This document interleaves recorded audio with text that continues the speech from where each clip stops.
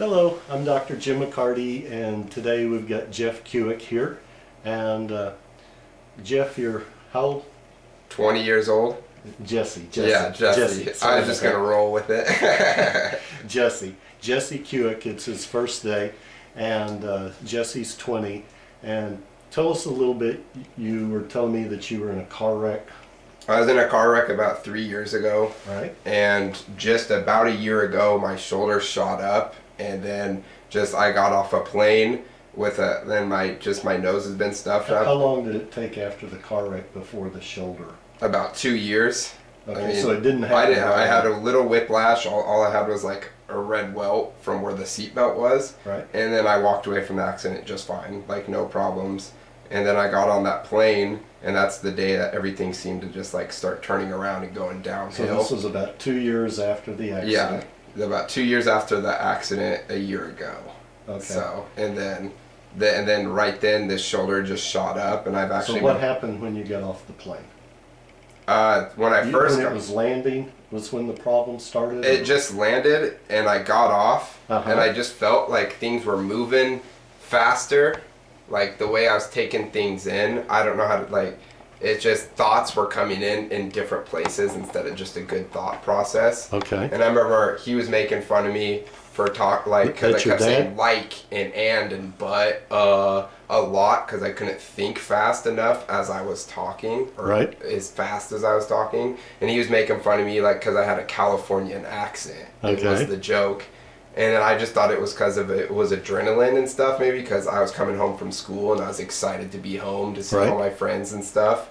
And then after about... And this was a year ago? Yes. And after about 2 weeks, when it was still like that, I was like, well, it's probably not adrenaline because I'm back at school now and it hasn't gone away. And then going back to school, I had a 4.0 the first semester, and it dropped down to a 3.0, and that was with really easy basic classes that I easily could have aced.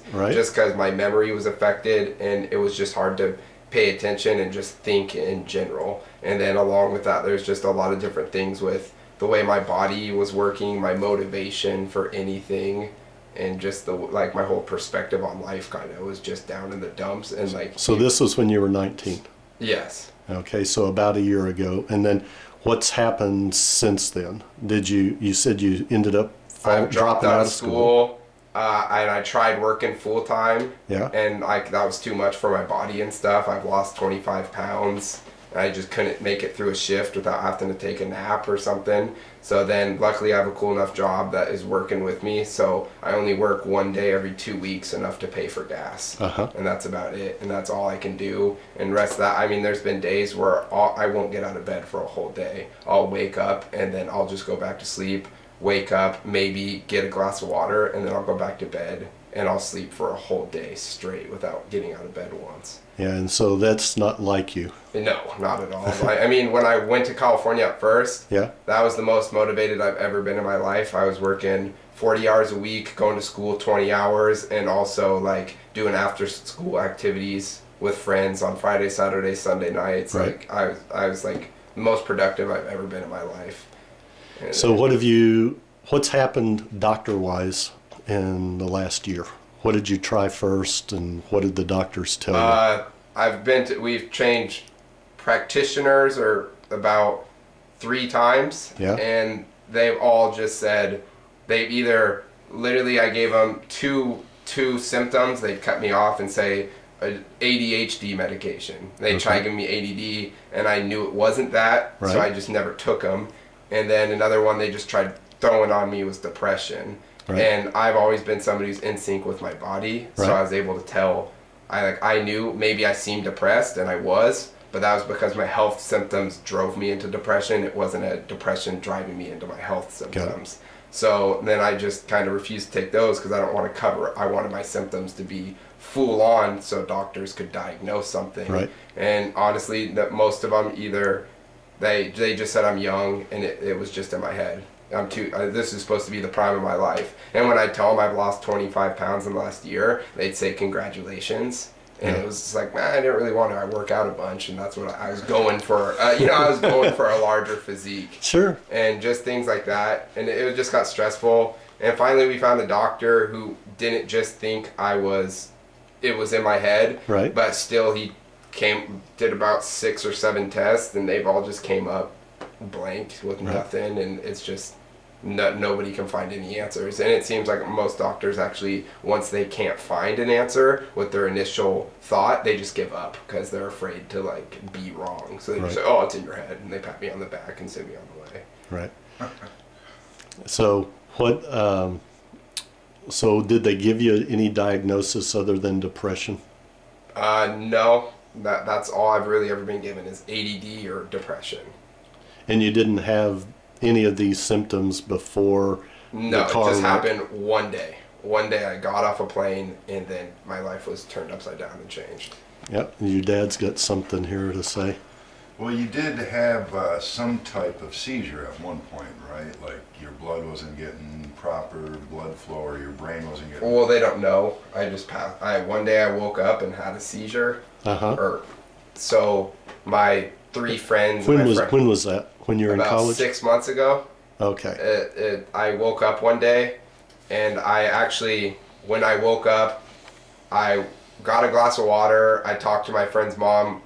I was at my friend's house, and I talked to his mom for a little bit, and then I like wiped my eyes, and I was up for a good 10 or 15 minutes, and then I went to the bathroom, and midway through going through the bathroom, I just started to have some weird, not cool feelings throughout my body, and I was thinking, man, I'm about to pass out. I got to get out of the bathroom. That way they don't just think I'm in here. So then I opened the door and ended up passing out on my friend's mom because she was walking by the door, and I fell on her, and then I was coming in and out of getting like slapped in the face because they didn't really know what to do because they haven't really experienced that type of stuff before. So I was coming in and out to people trying to like slap my face to keep me awake. But I could see them, but I couldn't say anything or do anything. It was weird. I could just know that they were slapping So me. this was again about 6 months ago. So you had the car wreck about 3 years ago. Then you thought you were fine, and then a year ago, I got off a plane. All this started to happen. And then 6 months ago was a seizure thing. Yeah, we don't know what it was because they said I was shaking and my back arched and tensed up when they're trying to do things. But then when the paramedics got there, they wrote a whole report of what they were told. And when they brought it into the ER, the doctor, the on-call doctor, just said, she walked in the room and looked at the chart and just said, you just passed out because you stood up too fast. And then she said, but I'll be right back. I'm going to get something to run a test. And she walked out. And then somebody else just walked in to discharge me, and we never seen they were saying possibly fatigue and a little dehydration. And I drink actually 2 of those a day. Wow. Those, so. Yeah, they weren't quite sure, but he did go see a neurologist after that, and they did do some... I believe that's when he had his MRI. I had an EEG. EEG, and it came up with abnormal brain waves, but they weren't seizure brain waves. So they just told me, she gave me seizure medication, and then, well, she actually said, you're not having seizures. I don't know how to diagnose this. Blah, blah, and she told me it's really different. She doesn't know what to do, but I'm going to give you this. Just try this. And then my friend's house, who I had the seizure at, his dad is the head pharmacist of multi-care in our region. So I went to him because he knows his stuff, and I asked him about the medication, and he just said that if you're not having seizures and you take that, it will actually create seizures.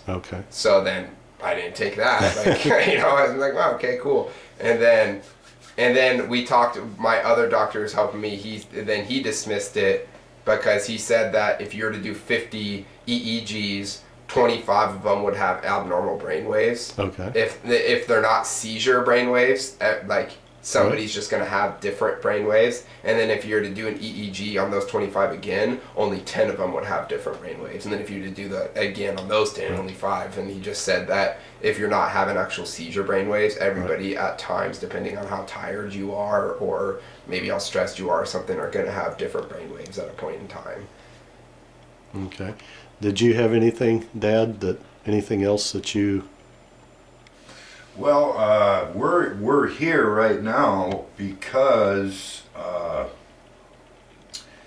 you know, with all the studies and everything and all the doctor visits that we've gone through in the last year, you know, to watch your child change from, you know, what he used to be to what he is now, you know, obviously something's going on. Right. And obviously standard medicine isn't working. So. And then you found out about us because of a past patient. Yes, past that patient, you worked with. Yep, Ellen Nooner, did wonders for him. And, you know, I've been kind of picking his brain for 4 or 5 months on this, and you know, we both come up with there's only one way to find out, and that's basically why we've come to see you. Yeah. Great. So I didn't want a year from now saying I shoulda, I coulda, so right. That's why we're here. Great. And Jesse, we just did your first exam, and then we just did the first treatment. What did you hear? What did you feel? You were telling me that as I did the deep muscle work and then the light muscle work from Australia and then the work on the scalp, then you went to use the bathroom and you said your head already felt different. I already felt a little bit back, I don't know, better, like different in a good way. Nothing bad about it, but I just felt a little different and I could feel just changes happening. And then we did the second step, which is the balloon and all that.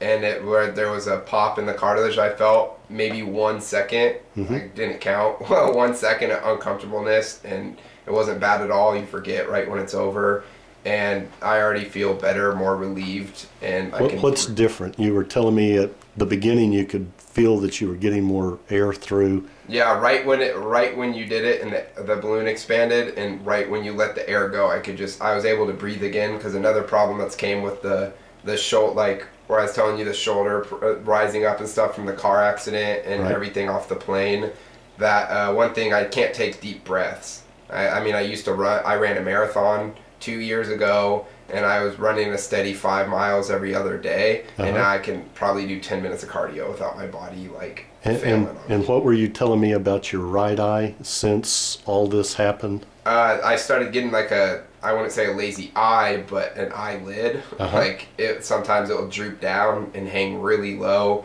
and when I blink and stuff, I'll feel it get stuck, so I have to kind of like triple blink to get it open. And already just from the first balloon treatment, I can feel this eye is open again, and it just feels like alert. If that's Well, we've just started. I think the exam showed that you had 38 out of those 78 patterns, so that kind of puts you at the high end of average, slightly over that. But again, it gives us something to work on step by step. So great. I'm glad you're here. Glad to be